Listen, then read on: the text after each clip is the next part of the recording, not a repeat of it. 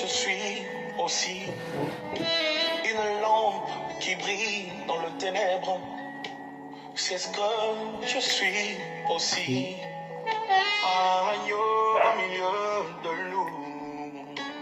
C'est ce que je suis aussi.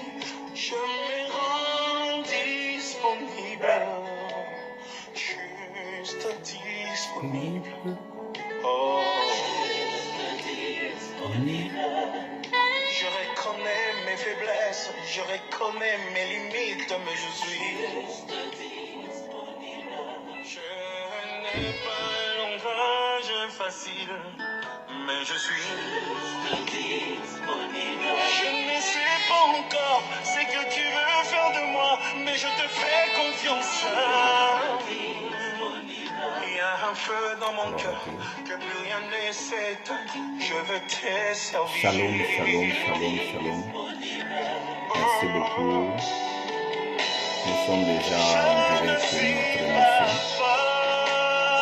le Cri du Coq. Alors nous voulons commencer notre émission. Merci partout où vous nous suivez. Que le nom de Dieu soit glorifié. Une fois de plus, shalom. L'émission, c'est le Cri du Coq. Je suis le pasteur Guinel Kaya. Alors, le thème de ce soir, c'est l'onction accomplie par Marie. L'onction accomplie par Marie. Nous sommes dans le livre de Matthieu, le chapitre 26, le verset 6 à 13. Nous allons le lire ensemble au nom de Jésus. Comme Jésus était à Béthanie, dans la maison de Simon le lépreux, une femme s'approchait de lui, tenant un vase d'albâtre qui renfermait un parfum de grand prix. Et pendant qu'il était à table, elle répandit le parfum sur la tête de ses disciples. Elle répandit le parfum sur sa tête. Les disciples, voyant cela, s'indignèrent et dirent: à quoi bon cette perte? On aurait pu vendre ce parfum très cher et on donnait le prix aux pauvres.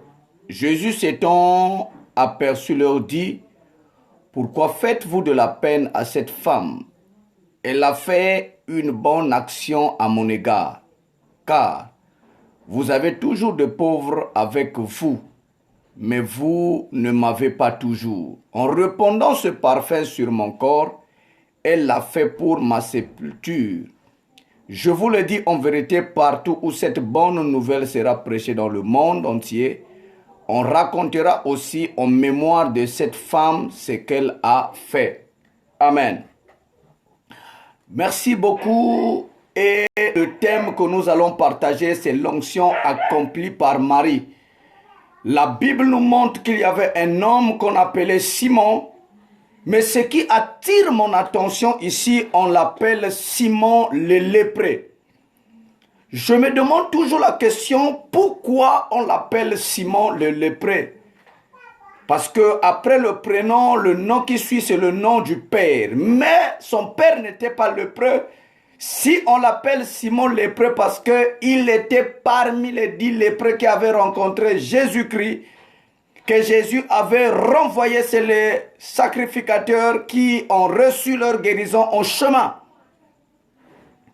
Et 9 parmi eux étaient partis sans revenir dire merci. Alors Simon était parmi les 9 qui étaient partis sans venir dire merci à Jésus. Et donc ici, un jour, il va donc inviter Jésus dans sa maison. Moi, je croyais que c'était une fois de plus pour se rattraper de ce qu'il n'avait pas fait, en venir dire merci. Mais le même jour qu'il invite Jésus, la Bible nous rappelle qu'il avait aussi invité d'autres invités de Marc selon lui. Et chaque fois que les invités de Marc rentraient, il fallait les laver les pieds et il fallait les baiser. C'est ce qui s'est passé en Israël. Et la Bible nous montre donc ici que quand Jésus va rentrer, Simon ne prend pas le soin de laver les pieds de Jésus. Simon ne prend pas le soin de baiser Jésus. Et Simon ne prend pas le soin de placer Jésus à la première place. Bien-aimé, il a mis quelque part et il avait une autre considération pour les invités qui étaient avec lui. Et la Bible nous parle de Marie, parce que là, nous sommes en train de voir qu'au moment où il était à table, la Bible dit que c'est ce moment-là, une femme s'approcha de lui, tenant un vase d'albâtre qui renformait un parfait de grand prix. Et pendant qu'ils étaient à table, elle répandit le parfum sur sa tête. La première des choses, ce parfum coûtait cher. Et cette Marie donc va venir. La Bible dit ici qu'elle a répandu le parfum sur la tête de Jésus. Et dans d'autres évangiles, on dit elle essuya les pieds de Jésus avec ses larmes. Et en faisant cela, la première des choses, c'est ses propres disciples qui, voyant cela, s'indignèrent et dirent à quoi bon cette perte? On aurait pu vendre ce parfum très cher et on donnait le prix aux pauvres. Jésus s'étant aperçu, il leur dit pourquoi faites-vous de la peine à cette femme?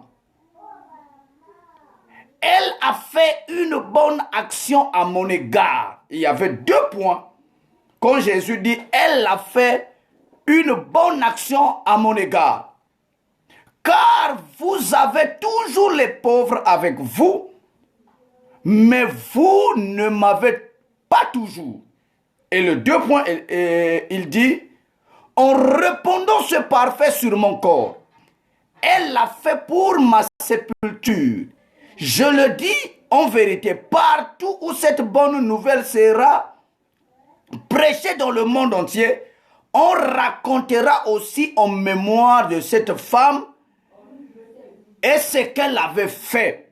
Bien-aimé, écoutez-moi, cette femme a pris ce qui était de la valeur.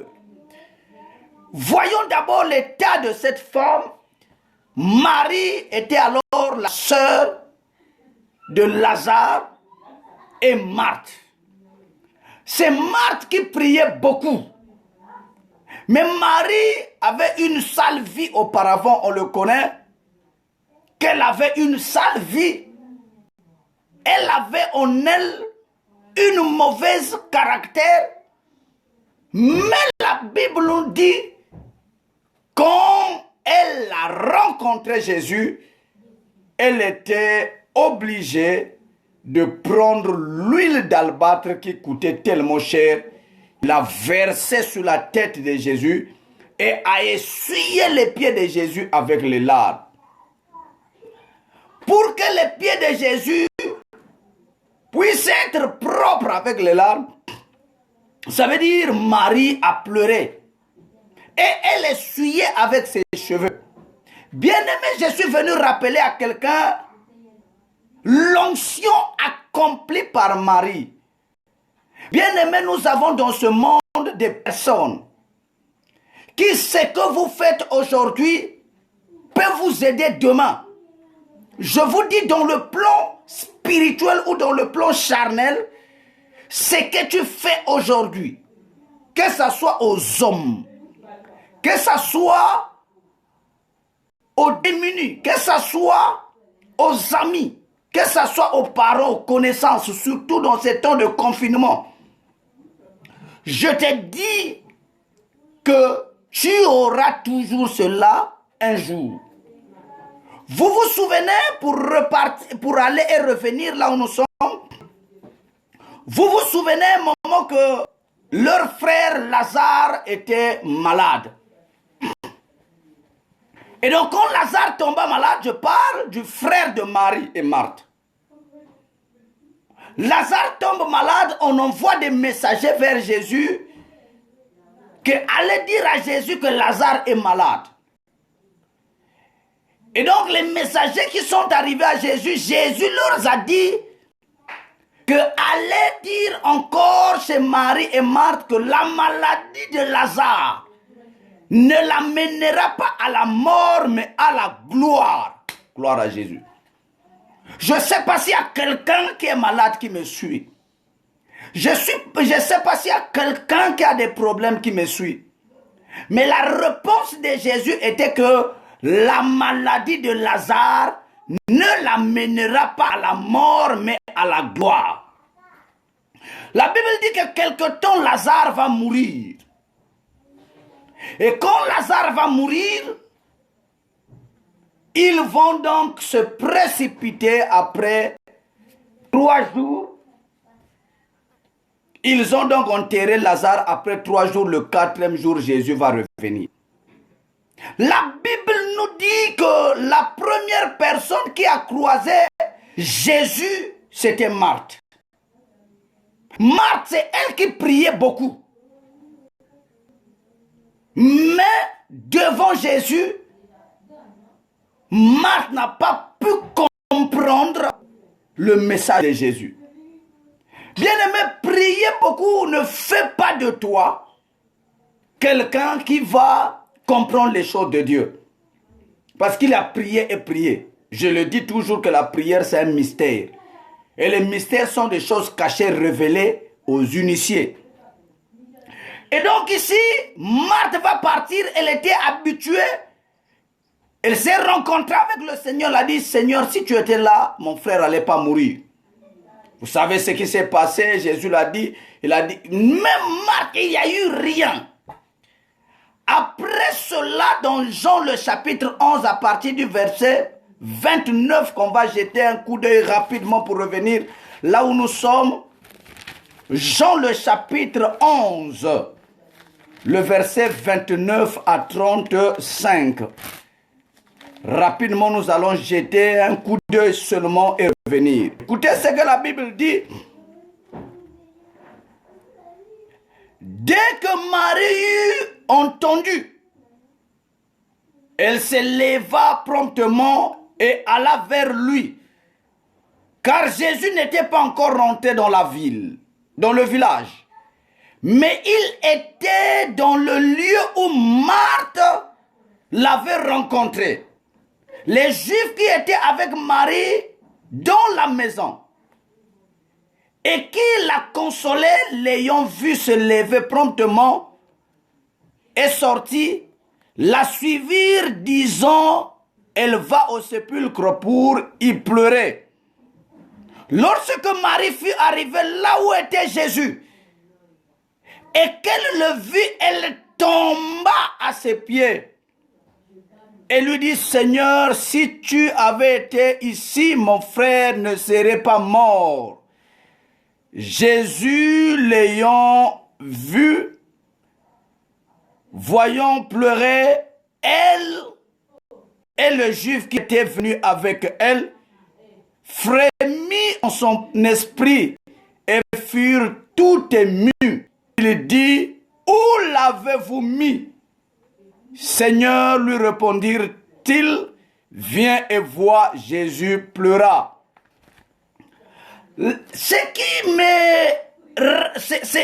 qui m'étonne ici, Marthe a croisé Jésus et Jésus était content de rester là jusqu'à ce que Marthe et Marie arrivent. Et pourtant, c'est Marthe qui priait beaucoup.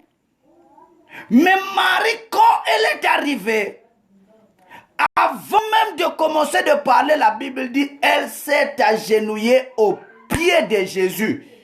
C'est là où je vais dire que quand Jésus se trouvait dans la maison de Simon, c'est sur ces pieds-là que Marthe avait versé les larmes.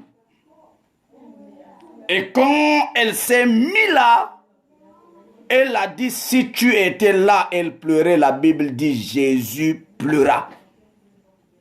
C'est à cause même de Marie que Jésus va aller à la tombe dire, pour moi, tu m'as toujours exaucé. Bien-aimé, je suis venu rappeler à quelqu'un de faire les bonnes choses à l'égard de ceux qui souffrent.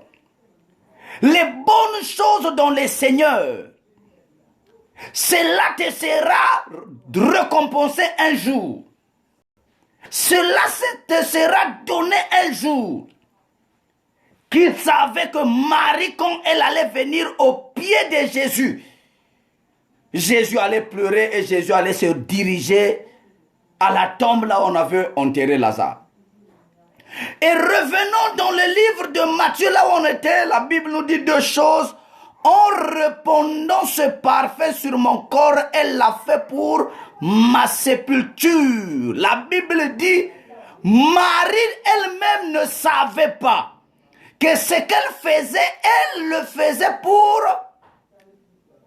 la sépulture de Jésus. Mais ce acte-là a mené Marie à déclencher ce qu'elle ne savait pas seulement en répandant ce parfum sur Jésus. C'est là où vous voyez que quand Jésus est mort, qu'on l'a descendu à la croix et qu'on l'a mis dans la tombe, le premier jour, le deuxième jour, le troisième jour, il n'était plus dans la tombe. Et les femmes, quand ils se sont levées pour aller avec l'huile, la Bible dit que c'était trop tard. Parce que c'est comme ça qu'on conservait les corps des enfants de Dieu. Il fallait partir oindre l'huile à tout moment. Même Marie l'avait fait déjà parce que Jésus confirme ici, en répandant ce parfum sur mon corps, elle l'a fait pour ma sépulture. Il y a des choses que tu feras sur un homme, mais tu le fais à Dieu. Il y a des choses que tu feras sur un homme, sur celui qui est malade, sur celui qui a des problèmes, sur celui qui est dans le besoin, mais tu le feras pas pour cet homme-là, tu le feras pour Dieu. Souvenez-vous de la veuve de Sarepta. Souvenez-vous, mes bien-aimés, de la veuve de Sarepta. La Bible nous dit au temps de la sécheresse, Dieu va dire à Élie, va à Sarepta. Et moi, j'ordonnerai à une veuve de te nourrir. Bien aimé, quand on dit déjà le mot ordonner, ça veut dire les ordres ont été donnés. Mais quand Élie arrive, Élie trouve le contraire, parce que cette femme la croise à l'entrée, elle avait 2 bois. Mais dans le dialogue, c'est comme si cette femme n'avait pas reçu des ordres venant de Dieu. Mais en elle, il y avait un esprit. Parce que Élie l'a demandé à boire, Élie l'a demandé à manger. Et cette femme a fait comme Élie l'avait demandé. Et ce qui est important ici, c'est pas son geste, mais la Bible dit l'huile et la farine n'ont jamais fini. Or, je comprends que Dieu voulait d'abord multiplier ce qui était dans la maison de la veuve. Mais il envoyait Élie pour tenter la foi de cette veuve.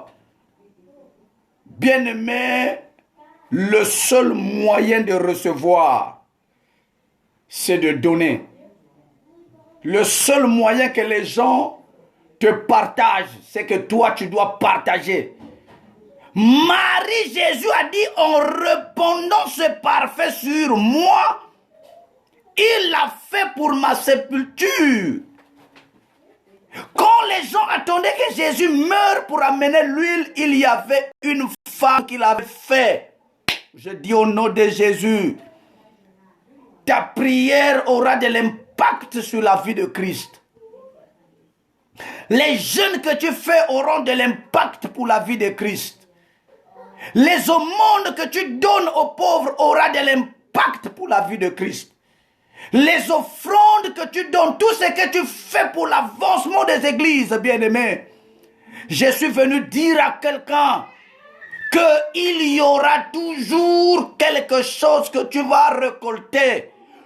Celui qui récolte et celui qui sème va récolter. Et la Bible dit, celui qui sème abondamment va aussi récolter abondamment. Bien-aimé, essaie d'assister les gens qui ont des problèmes. Essaie de soutenir les gens qui ont des problèmes. Qui savent que Simon, la Bible dit que quand quelqu'un était atteint de la lèpre, il était considéré comme quelqu'un impur. Jésus l'a dit, allez chez les sacrificateurs. Il est guéri parmi les 10. Il est parvenu dire merci.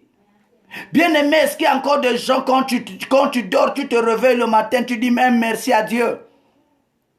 Bien-aimé, si tu sais ce qui se passe la nuit, quand nous dormons, si tu connais ce qui se passe la nuit, tu ne peux pas, bien-aimé, te réveiller et ne pas dire merci à Dieu. Si tu marches toute la journée, tu trouves quelque chose à manger, même si c'est seulement du riz, apprends à dire merci à Dieu. Marthe priait beaucoup dans ses agitations. La Bible dit que le jour où Jésus est rentré dans la maison de Marthe et Marie, Marthe s'agitait, elle partait à la cuisine. Elle se disait, mais qu'est-ce que le Seigneur va manger? Elle s'agitait, elle s'inquiétait, mais Marie était assise au pied du Seigneur. C'est là où vous allez comprendre que Marthe, quand elle sort de la cuisine, elle vient vers Jésus lui disant, Seigneur, cela ne te dérange pas que ma sœur ne me laisse seule. Et Jésus l'a dit, Marthe, tu t'agites et tu t'inquiètes pour des choses inutiles. Bien-aimé, je suis venu dire, les gens aujourd'hui, la prière, ils s'agitent pour des choses inutiles. Les gens prient seulement pour qu'ils aient le mariage. Les gens prient seulement pour qu'ils aient le travail. Les gens prient seulement pour qu'ils aient le bonheur. Mais peu de personnes prient pour dévoiler le mystère de la prière ou pour recevoir la vie à venir. La prière ne doit pas être dans ta vie seulement pour chercher ce qui est pour ton avantage. Mais la prière, c'est connaître que il faut aimer ton prochain comme toi-même. Marie ne savait pas que l'huile, le parfum qu'elle avait répandu sur Jésus, c'est ce qui allait faire que la tombe puisse s'ouvrir. Et si Marie n'avait pas versé l'huile là, le 3e jour, la tombe de Jésus n'allait pas s'ouvrir. Si ce n'est pas le cas, Jésus lui-même n'allait pas le dire ici parce qu'il dit, en répandant ce parfum sur mon corps, elle l'a fait pour ma sépulture. Il y avait quel lien entre le parfum et la sépulture de Jésus? Ça veut dire l'onction, le parfum de grand prix, le parfum de Nahar. Il fallait que ça puisse toucher la tête. Parce que le roi ne pouvait pas sortir s'il n'avait pas sur lui l'onction sur sa tête. Sinon que si c'était le cas, David allait sortir de la forêt sans que Samuel vienne dans sa maison. Et quand Samuel est arrivé, ni David, ni son père, ni ses frères connaissaient que David était le roi. Mais quand il a reçu l'huile sur la tête, l'huile lui a poussé à comprendre qu'il y avait une révélation cachée sur lui. Il y avait une promesse cachée sur lui. Je déclare que l'huile de Dieu descend ce soir sur toi. Et que tu reçois la portion de l'onction de Dieu. La Bible dit que l'onction, c'est l'action d'oindre quelqu'un. Que Dieu puisse t'oindre de son huile ce soir. Comme Marie, elle rentre dans la maison de Simon. Simon, ingrat qu'il était, l'homme qui a dit va par lui, il a reçu la guérison. Mais il est incapable de le recevoir. Combien de gens ce soir ont donné la première place à Jésus dans leur cœur? Combien de gens ce soir ont donné la première place à Jésus? Bien-aimé, Jésus est reçu dans nos maisons, dans nos cœurs. Comme peut-être Simon l'a reçu. Au lieu de recevoir Jésus à la première place, il avait ses invités de marque.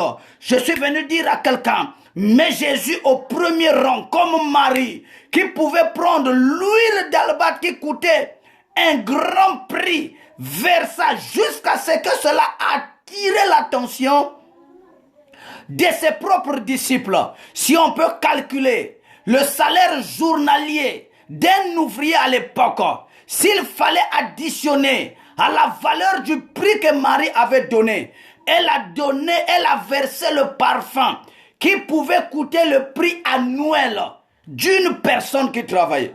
Regardez que les gens étaient pointés par jour. Mais le parfum qu'elle a mis ne pouvait pas coûter seulement le prix d'un mois, mais ça pouvait coûter le prix d'une année. Bien aimé, l'année vient de passer. L'année vient de commencer. Nous sommes déjà au 5e mois. Je me rappelle le chiffre 5. C'est parfois le chiffre que nous prouve les 5 ministères.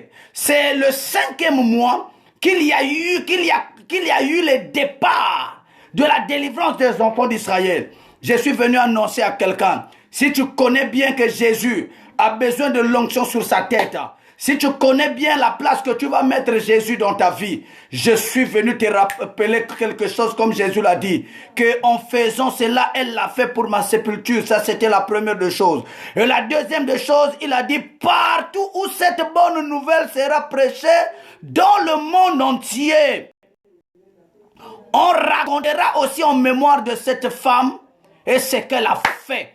Bien aimé, cette femme n'a pas fait ça au Congo. Cette femme n'a pas fait ça là où tu me suis. Mais Jésus avait dit que partout où sera prêchée cette bonne nouvelle, on racontera aussi en mémoire de cette femme et ce qu'elle a fait. Bien aimé, qu'est-ce que toi tu as déjà fait? Qui peut toucher le corps de Jésus? Qui peut vraiment honorer le corps de Jésus? Je me souviens qu'il y a des moments où le corps de Jésus n'a pas besoin de la prière, mais le corps de Jésus a besoin de l'honneur, comme le jour qu'il s'est retrouvé à la croix. Je commence à chuter pour vous dire quelque chose. Quand Jésus s'est retrouvé à la croix, mes bien-aimés, dans le Seigneur, je suis venu rappeler à quelqu'un, quelle honte que Jésus soit crucifié. Je peux le dire nu. Crucifié nu, si on peut le permettre, parce que si c'est le deuxième Adam, souvenez-vous que le premier Adam, avant qu'il mange l'arbre de la connaissance du bien et du mal, il était nu sans le rendre compte, mais quand il a bouffé, quand il a pris le fruit qu'il a mangé, qu'il avait honte. Je me dis toujours, il était en face de sa femme, qu'il avait honte, il commençait à se cacher. Mais Jésus qu'on a crucifié, devant les hommes, devant les femmes, devant sa mère, devant ses disciples, devant la foule, la Bible montre qu'on l'a crucifié nu et le corps de Jésus est resté à la croix. Quelle honte! Quelle honte pour le corps de Christ à la croix. Et bien aimé, on n'avait plus besoin de Pierre, parce que Pierre était dans la fuite. On n'avait plus besoin de Jean-Jacques. On n'avait que besoin de Joseph d'Arimathée qui pouvait venir dire non, non, non. Le Seigneur ne peut plus rester dans cette honte.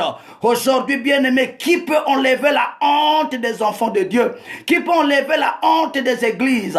Qui peut enlever la honte qui est sur le nom de Jésus? Je prophétise comme un envoyé de Dieu et je déclare que tu es comme Marie. Marie qui comprend que Jésus dans la maison de Simon est seulement ridiculisé. Mais le parfum que j'ai, le parfum de grand prix, je ne vois pas le prix que j'ai payé ce parfum, mais je vois la valeur, je vois la sépulture de Jésus et je vois partout partira son évangile. Je suis venu dire à quelqu'un que tu reçois l'onction de Marie, que tu soutiens ceux qui ont des problèmes, que tu assistes les gens qui ont des problèmes, même avec un verre de riz, seulement dans ces moments de confinement, le Seigneur peut te bénir. Seulement avec un petit geste que tu peux faire, cela peut toucher. Il a dit, j'étais malade, j'étais nu, j'étais en prison et vous m'avez jamais secouru. Les gens l'ont demandé à quel moment. Il a dit, tous ces amis que vous avez vus ou les frères, qui ont été dans ces situations que vous n'avez pas soutenu, c'est moi.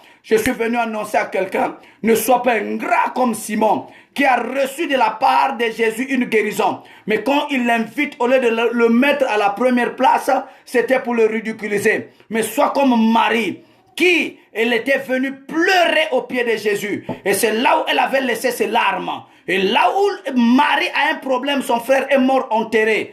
Elle va s'agenouiller et elle touche seulement là où elle avait laissé. La Bible dit que cela fait pleurer Jésus. Bien-aimé, ta situation fera pleurer Jésus ce soir. Ta maladie fera pleurer Jésus ce soir. Et Jésus va se rappeler des sacrifices que tu fais. Le temps que tu te lèves pour la prière, de sacrifices que tu fais, les choses que tu fais pour les gens malades, les assistances que tu fais, la prière que tu fais pour des gens, les soutiens que tu soutiens les gens au moment des difficultés, ce que tu fais pour les gens et ce que tu feras. Je suis venu t'annoncer que Jésus est reconnaissant. Il n'est pas un homme pour mentir ou un fils de l'homme pour se repentir. Je dis à quelqu'un ce soir, sois comme Marie. Marie n'avait pas des niveaux très élevés spirituellement, mais elle avait en elle la révélation. Elle savait que ce qu'elle allait faire sur la tête de Jésus allait amener la résurrection de son frère. Je suis venu dire à quelqu'un, Lazare n'était pas revenu à la vie à cause de lui,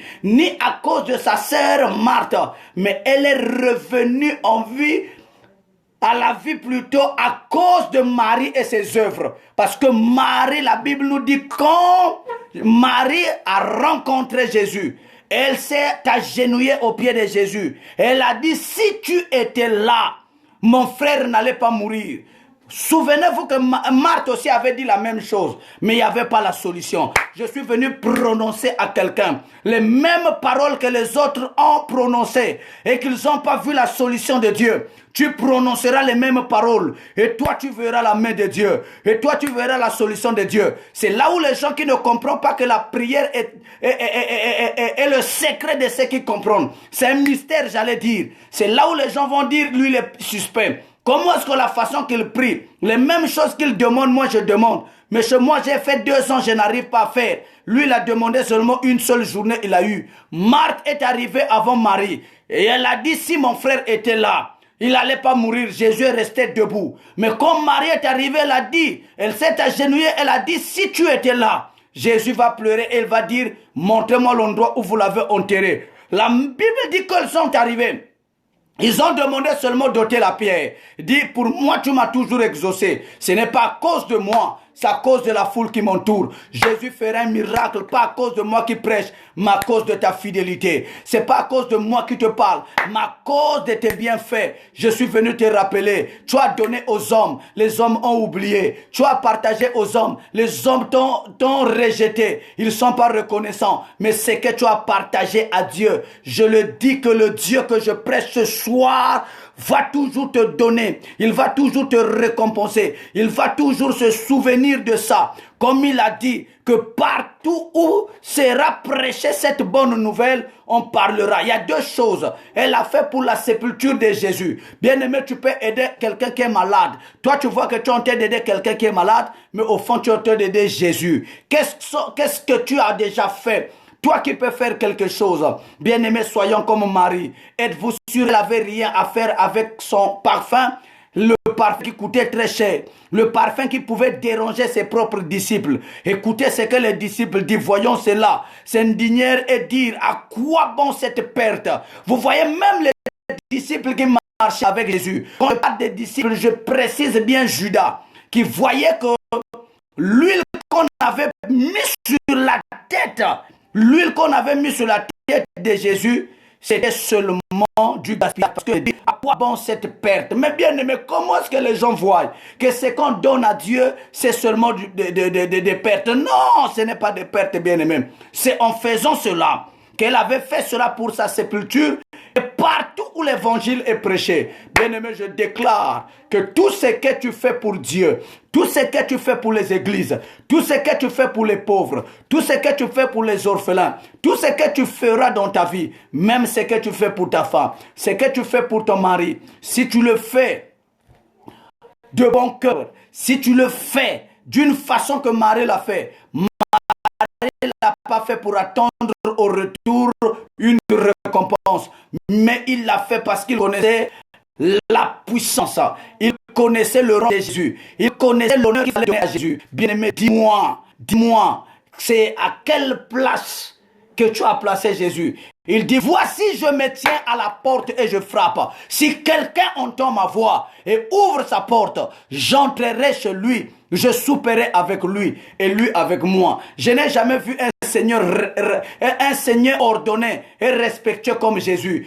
Quand il vient dans la vie de quelqu'un, il ne rentre pas comme Satan. C'est Satan qui rentre sans être invité. C'est Satan qui rentre sans toquer. Parce que quand la maladie arrive, elle ne te signale pas. Quand la malédiction arrive, elle ne te signale pas. Quand les épreuves t'arrivent, elle ne te signale pas. Mais quand Jésus arrive, la Bible dit, lui, il toque à ta porte. Et il dit, si tu entends sa voix, il y a deux choses.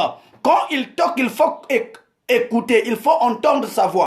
C'est la première dimension. Quand tu entends sa voix et tu ouvres sa porte, lui, il rentrera. Donc, tu peux aussi entendre sa voix et ne pas ouvrir la porte. Il ne forcera pas à rentrer. Mais quand tu entends sa voix et que tu ouvres, il rentre, il boit et il mange avec toi. Je suis venu déclarer à quelqu'un que le Saint-Esprit est en train de toquer à ton cœur. Il est en train de toquer maintenant ta vie. Il est en train de toquer à ta porte. Si tu saisis et tu comprends que c'est la voix de Dieu qui me parle à travers son serviteur, je suis venu te dire, partager à quelqu'un ne suffit pas que tu lui donnes des millions, mais c'est le geste que tu feras. Essaie de faire ce qui est bien. Dans ces moments-là, un merci de quelqu'un peut ouvrir encore tes portes. Toi qui as eu l'opportunité d'avoir ce que les autres ne peuvent pas avoir, donne, fais comme Marie. Elle l'a fait. C'est là où même dans d'autres versions, dans d'autres évangiles, c'est peut-être dans Luc, on a dit que Simon même lui-même commença à se dire, si cet homme Jésus était réellement un prophète ou un fils de Dieu, il allait connaître qui est cette femme qui ont été de l'approcher. Waouh! C'est ça où les gens croient que Jésus a seulement besoin des justes. Il est venu pour les injustes, bien-aimés. Mais c'est quand tu écoutes sa voix et que tu pratiques sa parole, il est préférable que Jésus s'appuie vers quelqu'un qui est injuste, mais qui fait des choses qui peuvent arriver à toucher son cœur. Et d'être dans la maison de quelqu'un qui est juste, mais qui n'arrive pas à faire ce qui peut toucher le cœur de Jésus. C'est là où Marthe priait beaucoup. Mais la rencontre de Marthe et Marie n'a produit rien. Marie ne priait pas beaucoup, mais la rencontre de Marie et Jésus, ça a produit quelque chose.